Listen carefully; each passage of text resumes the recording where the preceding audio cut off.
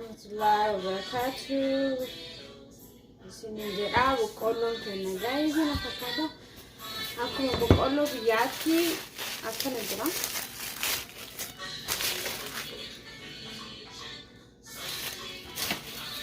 Kanaaf ammaan tana wayiin dalagee isin garsiisaa jechuudha.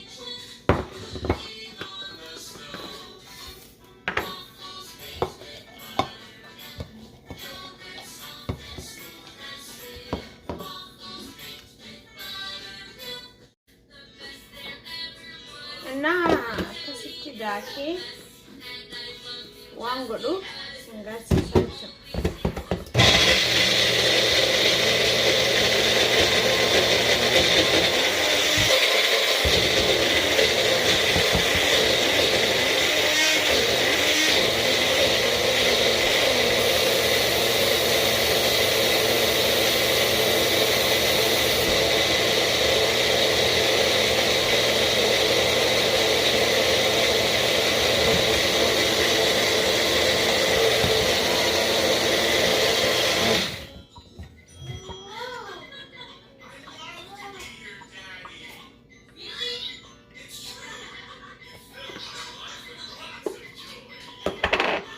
kana fakkaata boqqolloo suni daakame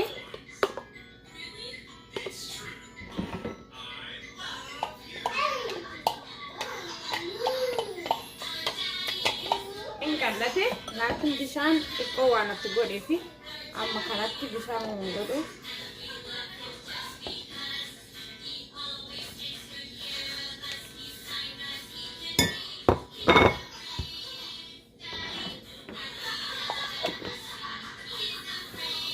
kun national like akkuma biyyaa jira keessi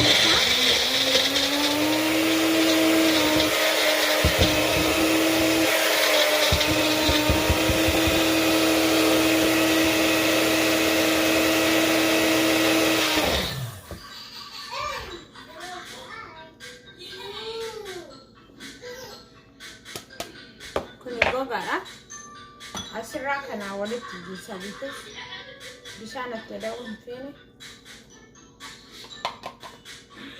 እና waan biyyatti dalaga wayii dalaguu barbaade yoo naa ta'e saniif subscribe imalaaltan jechuudha.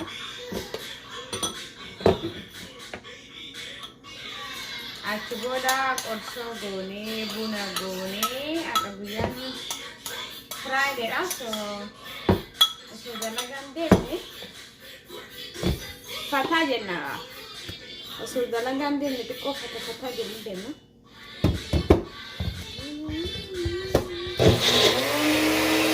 Kana fakkaata.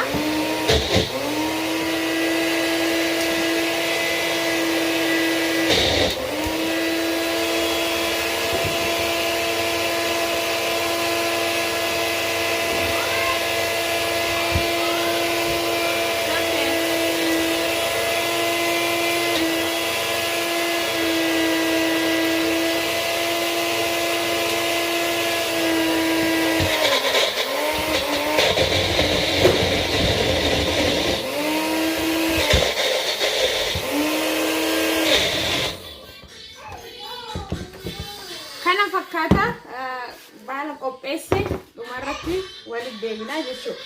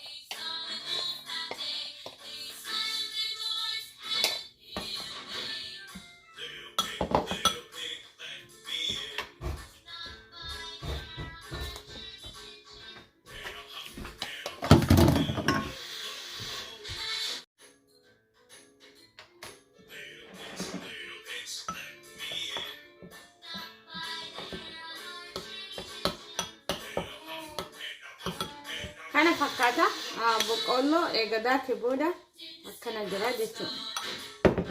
Amma booda achi booda soqidatti godha.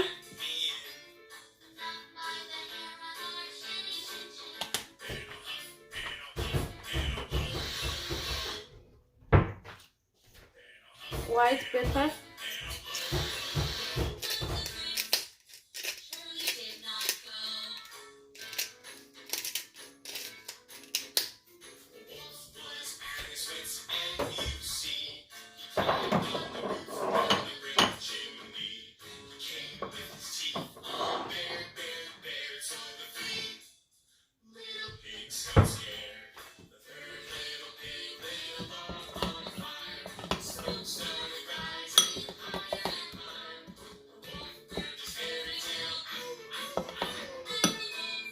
amma shunkurtii qopheessee shunkurtii atti ciree baala kanaan maree eega geesse booda isinif deebi'aa jechuudha.